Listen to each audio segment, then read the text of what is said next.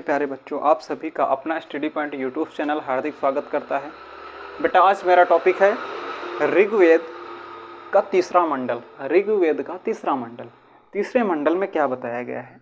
तो ये है तीसरा मंडल, गायत्री मंत्र। कौन सा? गायत्री मंत्र।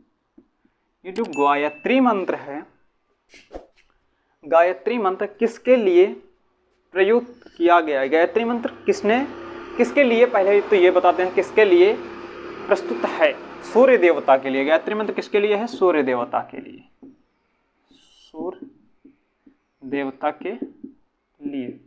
अब यहां से बात आता है, जो गायत्री मंत्र है इसको लिखा किसने?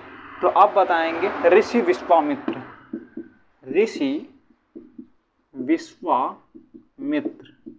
ऋषि विश्वामित्र ने लिखा गायत्री मंत्र। गायत्री मंत्र में सूर्य देवता का जिक्र है। सूर्य देवता के लिए माना जाता है गायत्री मंत्र।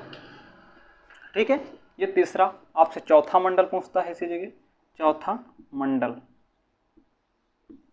चौथे मंडल में क्या है? चौथे मंडल में कृषि के बारे में बताया गया। चौथे मंडल में कृषि के बारे में बताया गया है। इसके बाद पांचवा मंडल आता है। पांचवें मंडल में क्या? 10 राज का युद्ध। 10 राज का युद्ध के बारे में बताया गया। 10 राज के युद्ध के बारे में बताया गया। इसमें 10 राज का युद्ध हुआ। इसमें कौन जीता, कौन हारा? राजा सुदास जीता था। इसमें राजा सुदास की जीत हुई थी। राजा सुदास की जीत हुई थी। इस राजा सुदास की जीत होने के बाद जो पांचवा मंडल था, पांचवा नहीं, सातवां मंडल था। सातवां मंडल था। लेकिन इस सातवें मंडल को लिखा किसने? ऋषि वशिष्ठ। कौन से लिखे थे? ऋषि वशिष्ठ। कौन? ऋषि वशिष्ठ ने लिखा था। इसके बाद सातवें के बाद आठवां मंडल आ जाता है। आठवें मंडल में हस्तलिखित रचनाओं के बारे में बताया गया। हाथ से लिखी हुई रचनाओं के, हस्तलिखित रचना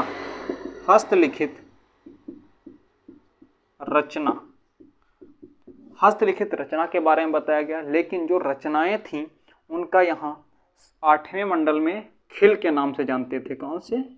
खिल कहते थे। रचना को क्या बोलते थे? खिल बोलते थे। इसके बाद आगे बढ़ते हैं। दोस्तों, वीडियो अच्छा लग रहा हो तो लाइक कमेंट फिर बनता है। ठीक है। यानी कि अगले नंबर तक 8 नंबर तो हो गया। 9वां मंडल पूछता है आपसे। 9 नंबर मंडल में क्या है? 9 नंबर मंडल में सोम देवता का जिक्र है। सोम देवता का जिक्र है। किसमें?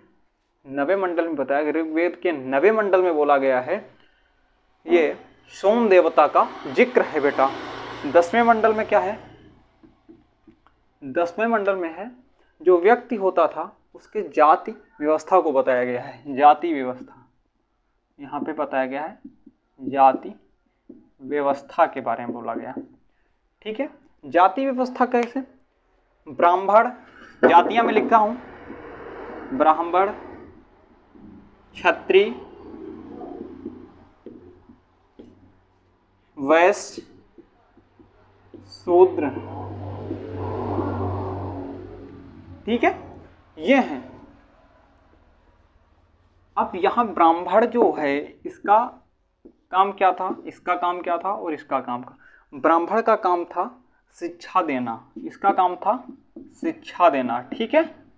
जो क्षत्रिय था उसका काम था रक्षा करना। क्षत्रिय का काम क्या था? क्योंकि जाति व्यवस्था क्या तरफ बांटे हैं? ये जातियां हैं, उनकी व्यवस्थाएं हैं। उनका काम क्या है? तो जो ब्राह्मण था उनका काम था शिक्षा देना, और जो क्षत्रिय थे उनका काम था रक्षा करना। जो वैश्य थे इनका काम था व्यापार करना। ठीक है। जो शूद्र थे उनका काम था कारीगर।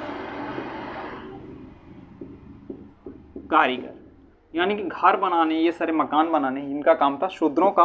वैश्य का काम था व्यापार, और ब्राह्मण का काम था शिक्षा, और क्षत्रिय का काम था रक्षा करना। जो इन जातियां हैं, ये जातियां जो हैं, इन जातियों को कहाँ पे बताया गया है? तो इन जातियों का जिक्र कहाँ है? धर्म सूत्र में। इनका जिक्र कहाँ है? इनका जिक्र है धर्म सूत्र में। दोस्तों ये बहुत इंपॉर्टेंट है, इसको जरूर याद रखना, ठीक है। जो ऋग्वेद है, मैं ऋग्वेद के मंडल पढ़ा रहा था, ऋग्वेद है,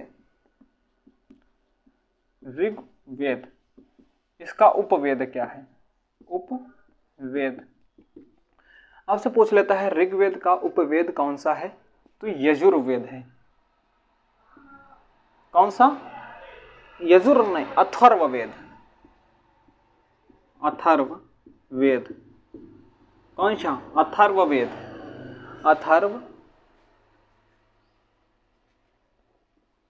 अथर्व यजुर्वेद वेद, यजुर्वेद है, ठीक है।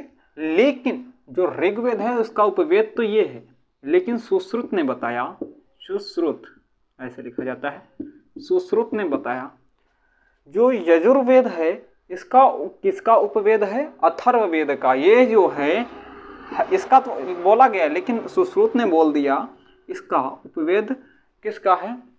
अथर्ववेद का। ये मैंने उल्टा बोल दिया था, इसको अथर्ववेद बोलते हैं। अथर्ववेद, अथर्ववेद, अथर्ववेद का उपवेद है यजुर्वेद, लेकिन ये बोला गया है ऋग्वेद का उपवेद यजुर्वेद है, लेकिन सुश्रुत ने बोल दिया अथर्ववेद का उपवेद है यजुर्वेद, ठीक है।